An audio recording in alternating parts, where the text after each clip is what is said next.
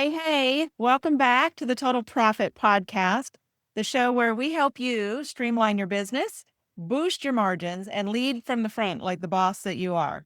I am your host, T2, and with me is, as always, is the man who turns math into money, Tommy P. T2 and your nicknames, I think that one's good for a tattoo. All right.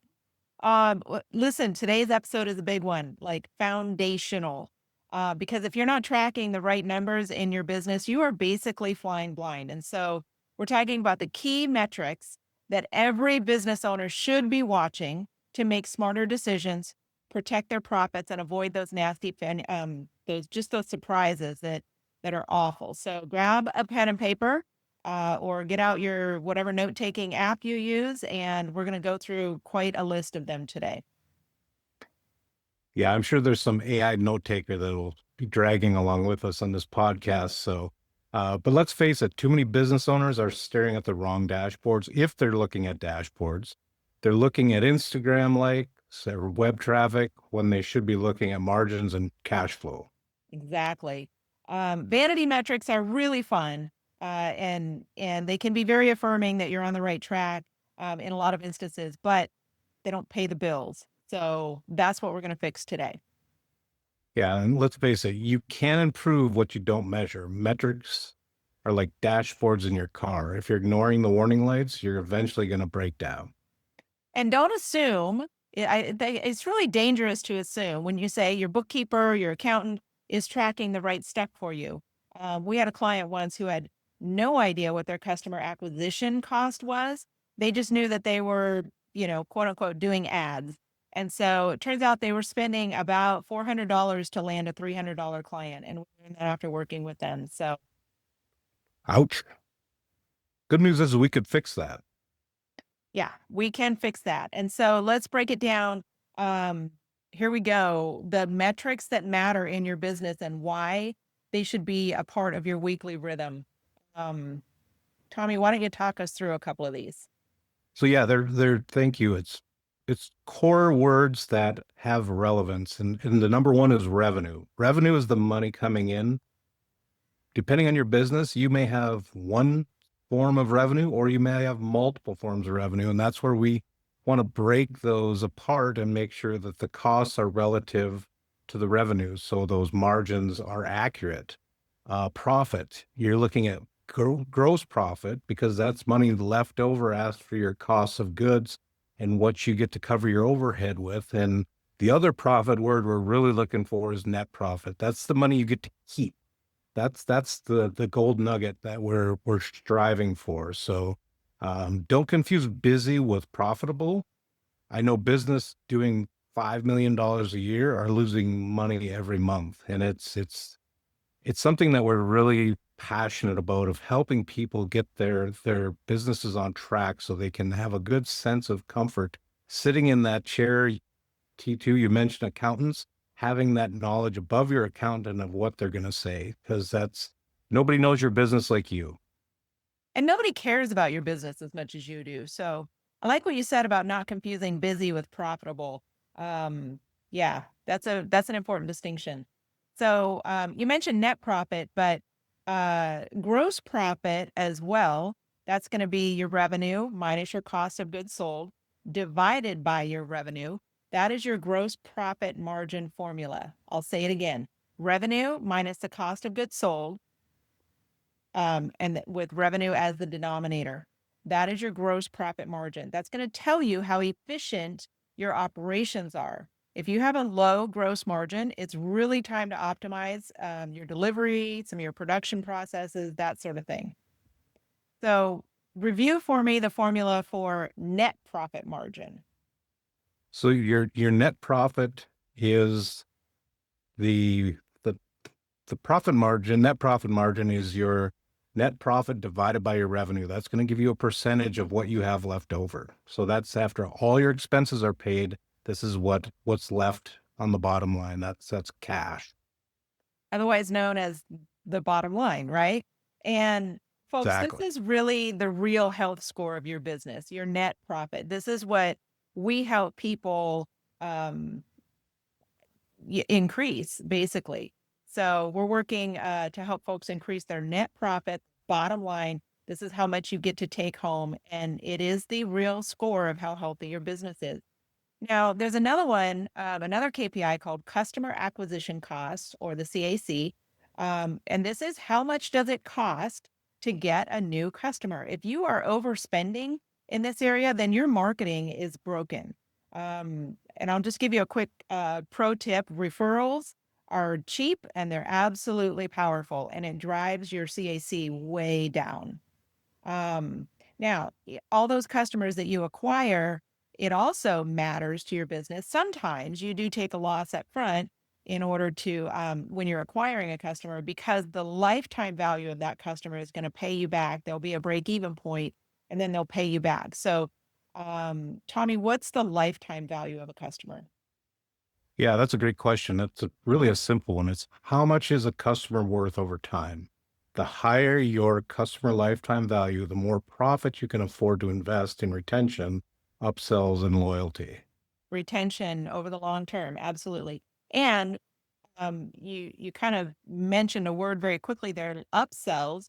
When you have a customer for life, just at the moment that you acquire them is not the only time that you may be selling to them.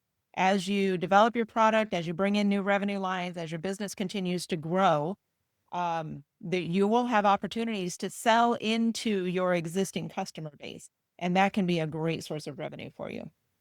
So, Absolutely. cash flow. Cash flow is another KPI that you should be tracking. Revenue is really vanity. We call profit is sanity, but cash flow is king. So if you're writing anything down, I'll say it for you again. Revenue is vanity, profit is sanity, but cash flow is king.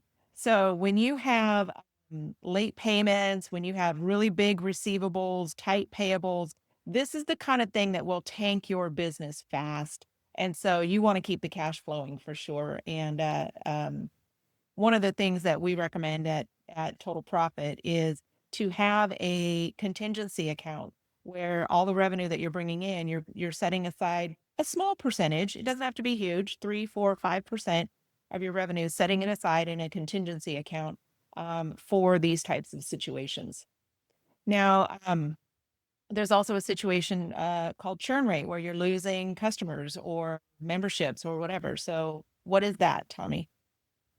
Yeah, so your churn rate is the retention of your customers or the lack thereof. So you want to emphasize you want a very, very low to no churn rate because it costs to get new customers. It costs to maintain a relationship. But once that churn rate is in a groove of low to no percent, it really gives you more accurate cash flow and revenue reports over your month as you acquire and perform work for this. So I don't know about you, but I like to find a service provider that gives me a great service at a reasonable rate that that's dependable. And those things sell themselves time and time again. So it's truly focusing on this churn, and let's not let those customers just flip. And you're going to have that. So just do your best to minimize that churn rate, and your profits will start flowing in. Absolutely. So, in episode 2, we gave a whole list of profit leaks, and that high churn rate is a profit leak for sure. It falls into that category. Accounts receivable turnover. So, this is how fast you're getting paid. If it takes 60 days to collect after you've done a job, that is not sustainable. You need to take a good look at that and measure and try to shrink your accounts receivable turnover.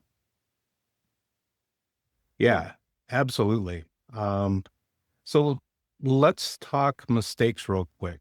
Um, as T2 mentioned, tracking vanity metrics instead of profit-driven KPIs.